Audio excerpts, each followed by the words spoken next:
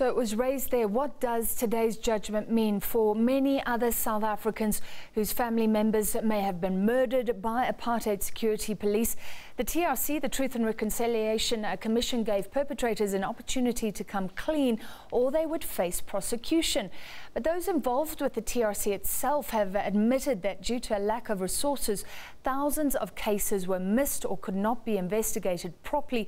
Hundreds were handed over to the National Prosecuting Authority, but it has also complained over the years of a lack of capacity to investigate. Well, we're joined now via Skype by a former TRC Commissioner, Dumisa Ntsebeza. Advocate, thank you for joining us. The significance of today's judgment for you? Well, the first significance for me is that it has vindicated the finding of the TRC on Ahmed Timol. You will know that when the TRC started and was ongoing, the verdict that had returned by the magistrate was that he had taken his own life, or at least at the very least, there was no one that was to blame. We made a clear finding that Timol was one of those staged suicide cases where people were reported to have either killed themselves or they had accidentally slipped on concrete floors and concussed themselves to death or something like that. We in the TRC, reversed in some ways, the finding of the magistrate in 1973 or 72, whatever the year was. And the judgment today has vindicated the position that the TRC took. That's number one. Number two, the significance, of course, is the extent to which, there has been a lot of inaction on the part of the NPA. You will remember that, as you said in the lead up to my participation in this interview, we had given to the Department of Justice a number of files, I think no less than 43 files, which contained about 300 cases which could have been prosecuted had there been any will on the part of the prosecution to do so. Now, we now know through the affidavits of Advocate Ackerman and affidavit of Advocate Vusikoli in the Nokuthula Simelane application for an inquest to be conducted into her death and disappearance, to her disappearance and her presumed death, that Ackerman and Vusikoli told us that there had been political interference, which was the reason that they did not prosecute cases that could have been prosecuted in the post-apartheid period. The question, of course, is why were those cases not prosecuted by a post-apartheid government which should have been very enthusiastic in prosecuting the cases in relation to which there was evidence? Well, the fact is they're still not being prosecuted even now, except this one where the family helped to collate evidence and the evidence was handed over to help the NPA. Do you think that the prosecutors are still dragging their feet, and are you sympathetic at all? Because you, of all people, should know that it does take time and resources to get to the bottom of these matters. Well, the Timol case is one that, in light of Judge Montler's clear finding today, would persuade the National Prosecuting Authority to follow this inquest with a prosecution. You will remember that an inquest is giving a verdict. The inquest finding is not in and of itself a finding of All right, we've lost him. I hope that we can get him back. That was lawyer and political activist Adv Dumisa Ntsebeza, who is, of course, a former TRC councillor. And the fact is that Joe Rodriguez, one of the apartheid security police, did not even testify before the TRC. He said that the TRC made findings, but that was never followed up. And at the time, they were pressed to investigate all the cases. Hopefully, we'll get him back, but otherwise, we know now there was no suicide. The activist Ahmed Timol was pushed to his death. The High Court in Pretoria found he was murdered, and those security policemen are still lying under oath.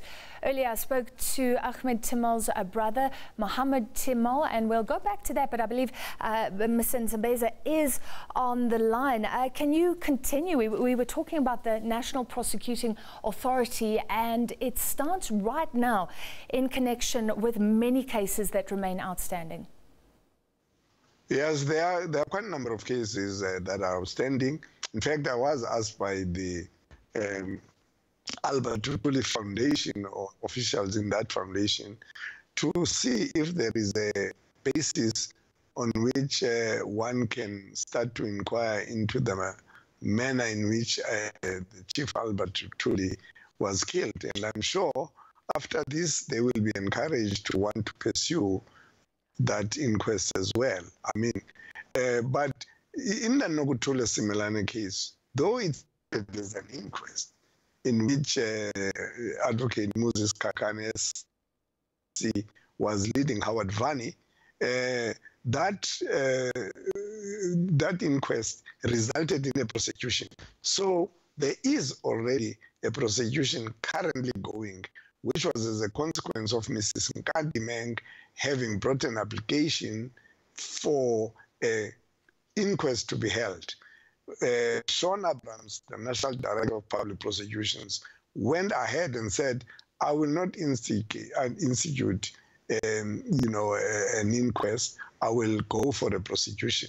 Of course, that has been delayed, for one reason or another. I think one of the reasons is who was going to pay for the defense of the police who are now being charged for the murder of Nokuthula Simelane, and there was a little bit of a squabble about that. We went to court and all of that. But that prosecution is on. I can see a number of the deaths that were very suspicious. Time, I mean, there are a lot of people, Neil Agate and all others who died in detention under suspicious circumstances. I can see those inquests, I mean, applications for inquests in relation to those cases turning up, and so be it. But for me, what is important is that prosecutions must take place because the law of the land, the Promotion of National Unity and Reconciliation Act, number 34 of 1995, made a provision. If you don't apply for amnesty when you should have applied for amnesty, or if you apply for amnesty, go and feed the amnesty committee with a tissue of lies and therefore do not get amnesty, the law was clear. You should be prosecuted. So let me ask you this in finality. You're saying that there should be prosecutions. Many believe that this should be blown right open again. The Human Rights Commission is collating evidence. Should we go there? Should we take this seriously? What do you say to those who say, no, we're divided enough. This will raise old wounds. We're in a country that needs to focus on jobs and the economy. No, we will not be opening old wounds because those wounds have never... You see, there is a difference between a wound that has got pus. You need to lance the wound so that the pus can come out.